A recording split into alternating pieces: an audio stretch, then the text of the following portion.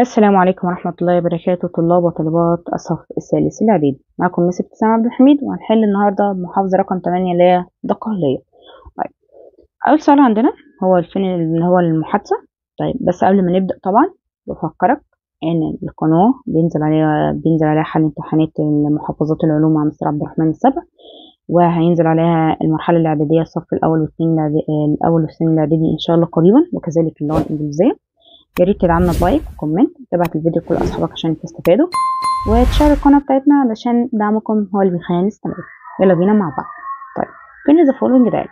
اسلام interviews a teacher for the school magazine. اسلام بيعمل انترفيو مقابله مع مدرس، تمام، لمجله المدرسه. اسلام بيكلم مستر زكي، قال له hello sir, can I ask you some question؟ ممكن اسالك بعض الاسئله. مستر زكي قال له حاجه، راح اسلام اساله سؤال، قال له I like teaching because I want to help students to improve their skills. راح اسلام قال له do you think teaching is difficult؟ هل تعتقد ان التدريس صعب؟ راح قال له حاجه، راح اسلام ساله سؤال، قال له I have been teaching for 10 years، انا بدرس بقالي 10 سنين. راح what should the students do to be successful؟ المفترض يعملوا ايه عشان يبقوا شطار؟ طيب، يلا بينا كده ناخدها واحده واحده. بيقول لك انا واحد بيقول لك can I ask you some question؟ ممكن اسالك بعض الاسئله، فانت هتقول له يا اما sure you can. sure ممكن تكتب sure لوحدها، وممكن تكمل sure you can. ايوه انت تقدر، ايه بالطبع، اتفضل. طيب، بعد كده راح سأله سؤال، قال له I like teaching because. اول ما تشوف because حط على طول why وانت مغمض عينك. why، بس هنكمل. why do you like teaching؟ ليه انت بتحب التعليم؟ why do you like teaching؟ ليه انت بتحب التدريس؟ طيب، راح هو سأله I want to help students to improve their skills، عشان بحب الطلاب improve يحسنوا مهاراتهم. Do you think teaching is difficult؟ هل انت في اعتقادك ان teaching التدريس صعب؟ هنا عندي اجابتين، لان هو ما قاليش هو بيحبها ولا لا، او هي صعبة ولا لا. فاحنا ممكن نقوله no I don't، لا. لو انت وقفت لحد هنا انت صح. ممكن نقوله نكمل it's enjoyable، it's enjoyable، ده ممتع. أو ممكن نقوله yes I do، yes I do، تقف لحد هنا.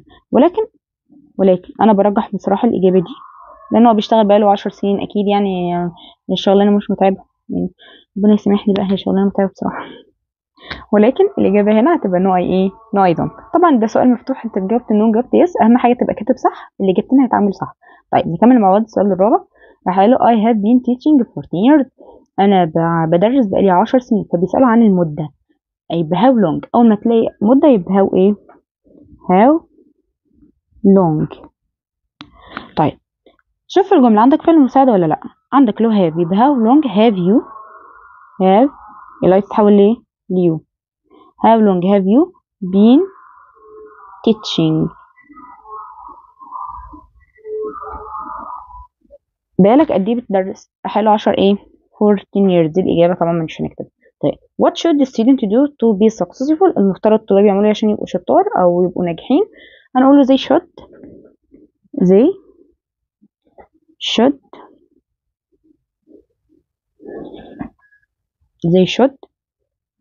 هنقول study and work hard. study and work hard، ويشتغلوا بجد، يذاكروا ويشتغلوا ايه بجد. طيب، يلا بينا السؤال اللي بعده، هو read and complete the text with the word from the following list.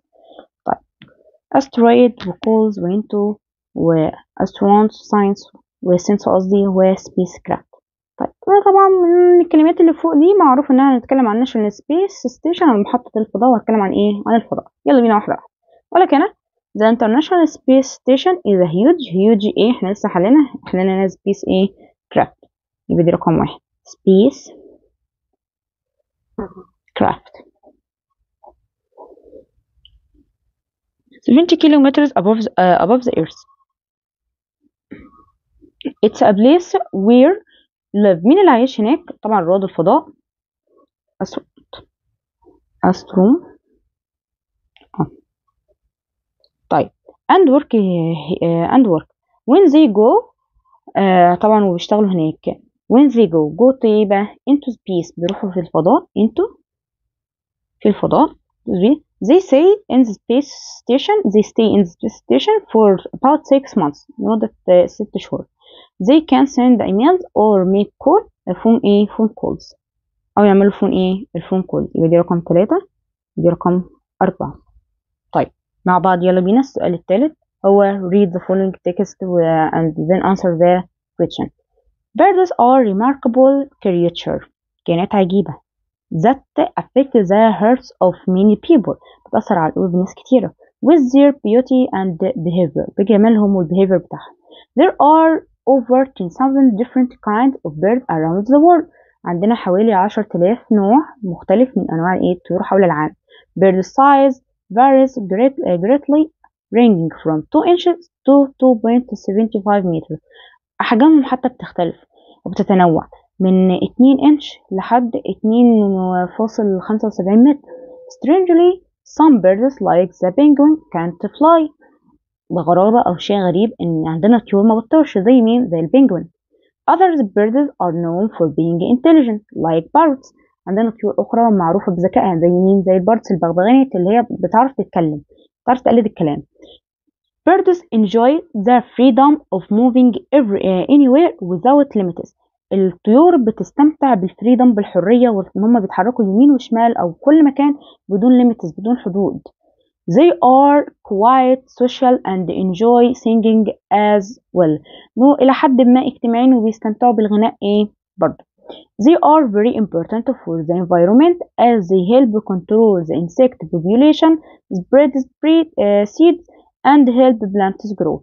هم كمان مهمين للبيئة. طب ازاي؟ بيساعدونا نتحكم في أعداد الحشرات. spread seeds بيساعدونا إن احنا ننشر الحبوب.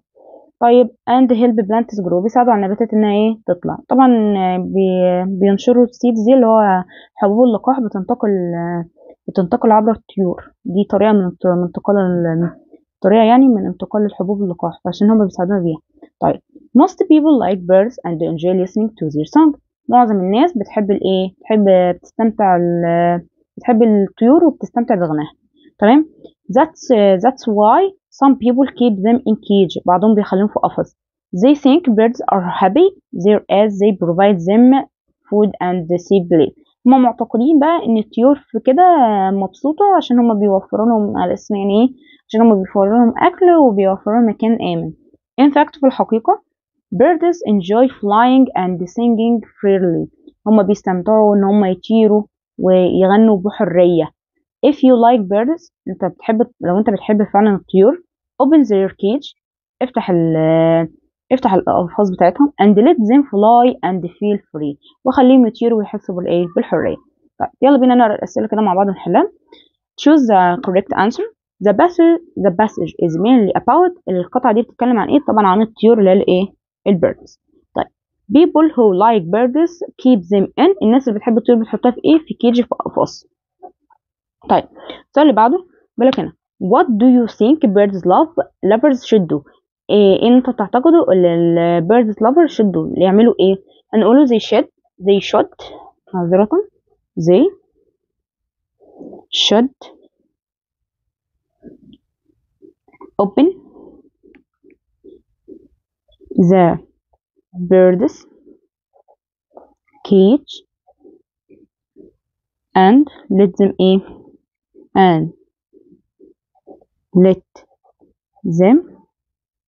fly. نكمل هنا and feel free بيحس بالحرية. الإجابة طبعا هنا اهي if you like birds open their cage and let them feel free. طيب نكمل بعض. in your opinion how can birds help the environment. في رأيك ازاي ان الطيور دي هتساعد البيئة. هنقوله they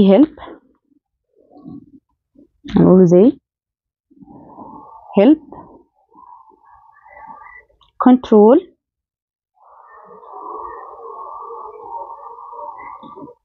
the insects population, spread seeds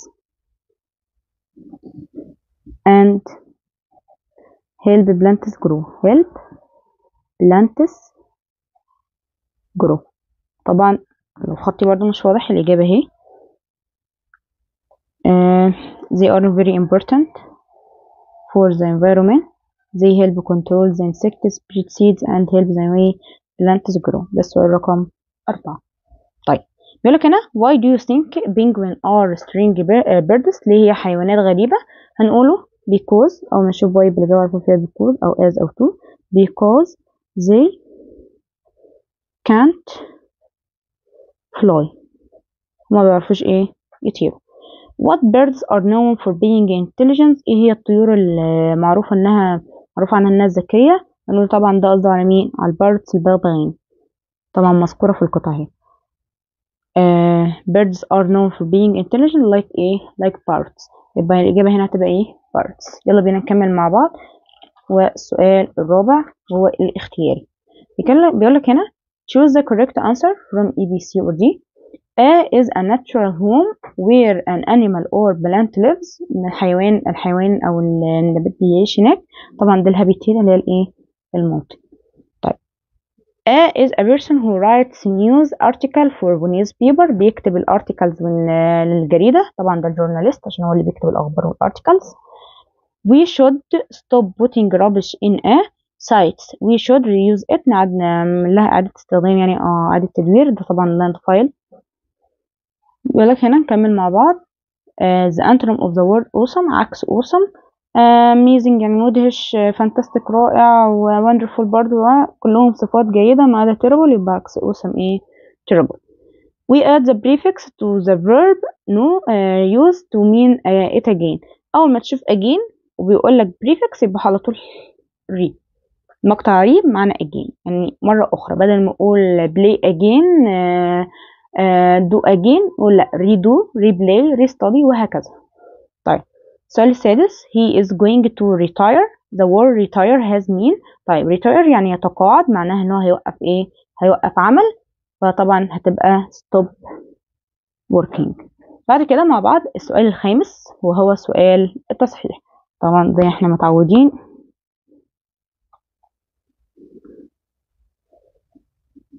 ناخدها واحدة واحدة.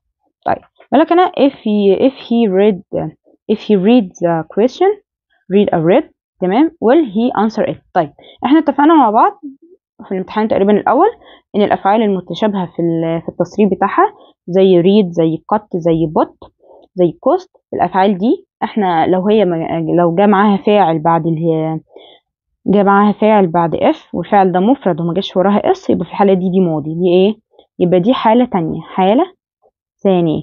مش عرفنا منين؟ لأن ريد ما فيهاش اس المفرد. لو كان فيها اس المفرد يبقى حالة ايه؟ مضارع بسيط، تبقى حالة أولى. في الحالة دي مضارع ده ماضي. في الحالة دي هنا تبقى would والايه؟ would والمصدر يبقى would answer